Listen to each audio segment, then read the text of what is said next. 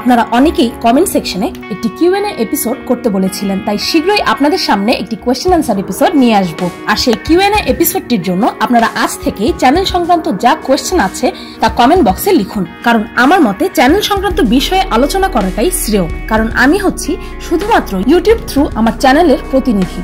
আমার personal life এখানে এতটা ইম্পর্টেন্ট বলে আমি মনে করছি না, তবুও আমি নিজের সম্পর্কে বেসিক কিছু কথা সেই কিউএনএতে বলে দেব। আর আপনাদের মধ্যে অনেকেই আমাকে দেখতে চেয়েছেন, সেক্ষেত্রে আমার আরো একটি টেক চ্যানেল আছে যেটি আমি এক্সপেরিমেন্টের জন্য খুলেছিলাম, কিন্তু সময়ের স্বল্পতার কারণে সেই চ্যানেলটি আমি ফার্দার কন্টিনিউ করতে পারিনি। সেই চ্যানেলটির লিংক ডেসক্রিপশন ও ফার্স্ট কমেন্টে পেয়ে যাবেন। সেখানে 2টা ভিডিও আছে যেখানে আমার ফেস সহ উপস্থাপনা আছে। তুমি কি এসএসসি তে গোল্ডেন স্টার পেয়েছো? সমাপনীতে কি বৃত্তি পেয়েছো? আর জেএসসি রেজাল্টের কি হলো? এই প্রশ্নগুলো যেন বিশেষ করে আমাদের বাংলাদেশী সমাজের একটি ট্রেডিশন। এই প্রশ্নগুলো করে প্রতিবার একটি স্টুডেন্টকে অনেকটা জোরপূর্বক কোনো কিছু যাচাই না করেই পড়াশোনার দিকে ঠেলে দেওয়া হয়। সংখ্যাগরিষ্ঠ স্টুডেন্ট যাদের হয়তো এসএসসি তে A+ আসে না বা জেএসসি তে তারা বৃত্তি পায় না, এই প্রশ্নগুলো তাদের নিজেদের প্রতি আত্মবিশ্বাসকে তিলে তিলে নষ্ট করতে থাকে। কিন্তু আমাদের দেশের স্কুলগুলো যেভাবে শিক্ষাদান করছে সেটাই কি উপযুক্ত পদ্ধতি, নাকি এর বাইরেও কোনো এমন স্কুল আছে যা আপনার ও আমার কাছে অদ্ভুত ও অজানা? এমন স্কুল যেখানে মেয়েরা বিয়ের জন্য যায়, আবার এমন স্কুল যেখানে বেশ্যাবৃত্তি শেখানো হয়, আবার এমন স্কুল যেখানে কোনো সিলেবাস নেই, পরীক্ষা নেই, এমনকি কোনো নিয়ম কানুন নেই। এমনই কিছু অদ্ভুত স্কুল সম্পর্কে জানতে হলে সম্পূর্ণ ভিডিওটি দেখুন।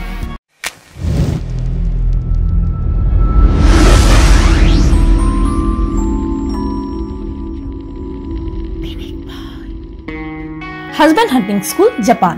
2010-এ জাপানে নির্মিত এই স্কুলটি শুধুমাত্রই বিবাহযোগ্যা মেয়েদের জন্য। জাপানে বিয়ের হার ক্রমশই কমার কারণে আজ প্রায় দেশটির 2/3 মেয়েরাই সিঙ্গেল, তাই এই স্কুলটির নির্মাণ। এখানে মেয়েদের শেখানো হয় রান্নাবান্না হতে শুরু করে খাবার সার্ভ করা, শ্বশুরবাড়ির লোকেদের ইমপ্রেস করা, বিবাহের পর পোশাক পরিধানের শালীনতা ও একটি বিবাহকে সফল করার যাবতীয় ব্যাপার। Brooklyn free school. কখনো কি আপনি এমন কোন স্কুলের স্বপ্ন দেখেছেন যেখানে পড়াশোনা করা ও পরীক্ষায় ভালো মার্কস আনার জন্য কোনো প্রতিযোগিতা থাকবে না? শুনলে খুশি হবেন যে আপনার স্বপ্নের সেই স্কুলটি আজ বাস্তব। নিউ ইয়র্কে অবস্থিত এই স্কুলটিতে স্টুডেন্টদের কোনো পরীক্ষা দিতে হয় না, তাদেরকে পরীক্ষায় ভালো নাম্বার ও পাশ ফেলের হিসাবে যাচাই করা হয় না, এমনকি তাদের নির্দিষ্ট কোনো সিলেবাসও নেই। আর তার চেয়েও আজব ব্যাপার হচ্ছে যে সেই স্কুলে টেকনিক্যালি কোনো টিচারও নেই। সেখানকার টিচারের পদে নিয়োগ করা মানুষদের মডারেটর বলা হয়। সেখানকার স্টুডেন্টদের যখন ইচ্ছা করে তারা খেলাধুলা করে, যখন ইচ্ছা পড়তে বসে, এমনকি তাদের ইচ্ছা মতো তারা যে কোনো সাবজেক্টে যখন খুশি তখন শিক্ষা নিতে পারে। এমন স্কুলে যদি যাওয়া যেত তাহলে তার কোনো কথাই ছিল না। Burgess Hill school. ইংল্যান্ডে অবস্থিত এই স্কুলটি অনেকটা ব্রুকলিন ফ্রি স্কুলের মতো স্টুডেন্টদের স্বাধীনতায় বিশ্বাসী, তবে সেই স্বাধীনতার অপব্যবহারই হয় এই স্কুলটিতে। এখানকার স্টুডেন্টরা স্কুল ক্যাম্পাসের ভেতরে স্মোক করতে পারে, গান শুনতে পারে, সানগ্লাস ও অন্যান্য ফ্যান্সি পোশাক ধারণ করতে পারে, আবার নিজেদের পোষা বিড়াল বা কুকুরকেও সঙ্গে নিয়ে যেতে পারে। এমনকি পড়াশোনার নামে এখানকার স্টুডেন্টরা ভলান্টিয়ারি ও সোশ্যাল এক্সপেরিমেন্ট করে। Barefoot college. 1972 সালে নির্মিত এই ইনস্টিটিউটটির নির্মাতা ইন্ডিয়ান সোশ্যাল অ্যাক্টিভিস্ট বাঙ্কার রয়। ইন্ডিয়ার একটি গ্রামে তার এক ভ্রমণের সময় তিনি দেখেন যে ইন্ডিয়ার রাজস্থানের তিলোনিয়া নামে সেই গ্রামটির মানুষেরা উন্নতি, শিক্ষা ব্যবস্থা ও প্রযুক্তির থেকে বিচ্ছিন্ন, এমনকি সেই গ্রামে তখনও বিদ্যুৎও পৌঁছয়নি। তারপর তিনি সেখান থেকেই সেই বেয়ারফুট কলেজটি শুরু করেন, যেখানে বেশিরভাগ ক্ষেত্রেই মধ্যবয়সী মহিলারা অংশগ্রহণ করেন। সেই স্কুলটিতে কিভাবে লিখতে পড়তে হয়, হিসাব বিজ্ঞান, ওয়াটার পাম্প রিপেয়ারিং ও সোলার ইঞ্জিনিয়ারিং কোর্সও করানো হয়। একসময়ের বিচ্ছিন্ন গ্রামের মহিলারা আজ এক একজন নিজেরাই নিজেদের ঘরবাড়ি, এমনকি পুরো গ্রাম নিজেদের তৈরি সোলার লাইট দিয়ে আলোকিত করে দিচ্ছে। আর এই সংস্থাটি এখানেই থেমে থাকেনি, বরং বেয়ারফুট কলেজ আজ বিশ্বের অনেক দেশের গ্রাম্য এলাকায় শিক্ষাবঞ্চিত নারীদের সবল করে তুলছে। Harvey Milk high school. Harvey Milk নামের ক্যালিফোর্নিয়ার এই পলিটিশিয়ান লড়েছিলেন গে রাইটস নিয়ে। তার নামে অবস্থিত এই স্কুলটি তৈরি হয়েছে গে, লেসবিয়ান, ট্রান্সজেন্ডার, বাইসেক্সুয়াল ও যে কোনো সেক্সুয়াল ওরিয়েন্টেশনের স্টুডেন্টদের জন্য, যাদের উন্নত শিক্ষা নেওয়ার পরিবেশ বা সুযোগ তেমন ভাবে হয়ে ওঠে না। Mobile school. বেলজিয়ান একটি সংস্থার উদ্যোগে বিশেষ করে সারা বিশ্বের গরিব শিশুদের শিক্ষা দান করার জন্যই এই স্কুলটির নির্মাণ।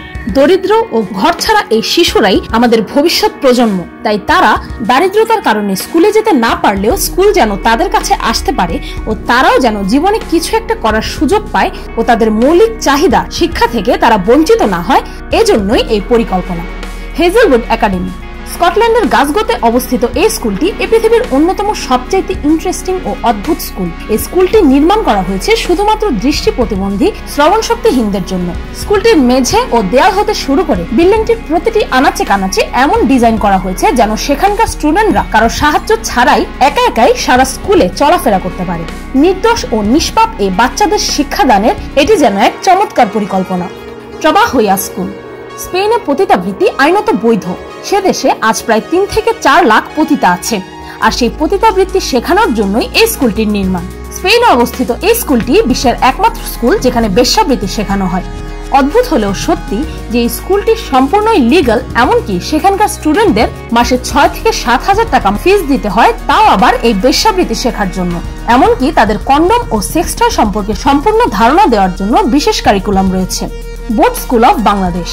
সবশেষে রয়েছে বাংলাদেশের নৌকা স্কুল। ভাবুন তো দেখি, ইটপাটকেলের তৈরি বোরিং স্কুলে যাওয়ার পরিবর্তে যদি যেতে পারতেন ভ্রাম্যমান নৌকার স্কুলে। শুনতে মজার ব্যাপার মনে হলেও আইডিয়াটি সম্পূর্ণই প্রয়োজনের খাতিরে। বাংলাদেশে প্রতি বছর প্রচুর পরিমাণ বন্যা হওয়ার ফলে শিক্ষাবঞ্চিত শিশুদের জন্যই এই ব্যবস্থা। এটি সিধুলাই স্বনির্ভর সংস্থা নামের একটি নন প্রফিট অর্গানাইজেশনের উদ্যোগ। এই নৌকা স্কুলগুলোর প্রত্যেকটিতে রয়েছে সোলার পাওয়ার, লাইব্রেরি, এমনকি ইন্টারনেট অ্যাক্সেসও।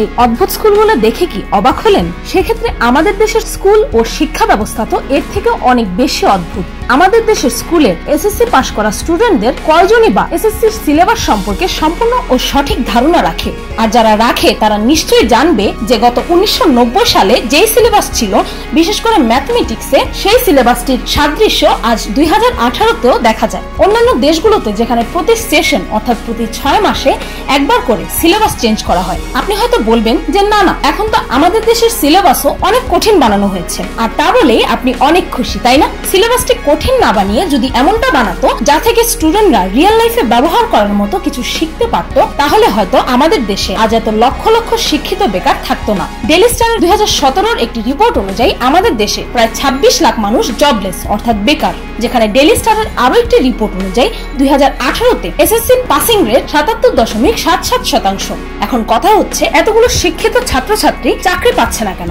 আমাদের দেশে জব নেই বলে? তাহলে ব্যবসা করুক, নতুবা দেশের বাইরে যাক। যাদের জীবনে প্র্যাকটিক্যাল শিক্ষা আছে তারাই এগুলো করতে পারছে, আর যারা শুধুমাত্র সমাজের ভুল শিক্ষার কারণে সারা জীবন একটি গ্রন্থকিট হয়েছিল তারাই আজ বেকার। এটাই কি অনেক বড় ইঙ্গিত নয় যে এবার আমাদের বদলানো উচিত, আমাদের শিক্ষা ব্যবস্থা ও সমাজ ব্যবস্থাকে পাল্টানো উচিত, নতুবা লক্ষ লক্ষ উজ্জ্বল তারা এভাবেই তাদের আলো হারাতে থাকবে।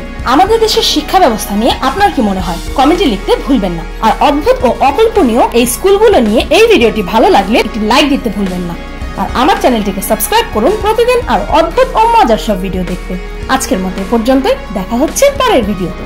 পিনিক পায়ের একজন ভিউয়ার যে নিজেও একজন ইউটিউবার, তার চ্যানেলের নাম ম্যাজিক মামা। সেই চ্যানেলটি আমি ঘুরে এসেছি। কঠোর পরিশ্রমের মাধ্যমে ম্যাজিক মামা চ্যানেলটি খুবই ফানি ভিডিও আপলোড করে। আমি একজন ইউটিউবার, আর তাই ভালোভাবেই জানি যে একটি ইউটিউব চালানো কতটা কষ্টকর। আপনাদের সবাইকে পিনিক পায়ের পক্ষ থেকে ম্যাজিক মামা চ্যানেলটি থেকে ঘুরে আসার অনুরোধ রইল।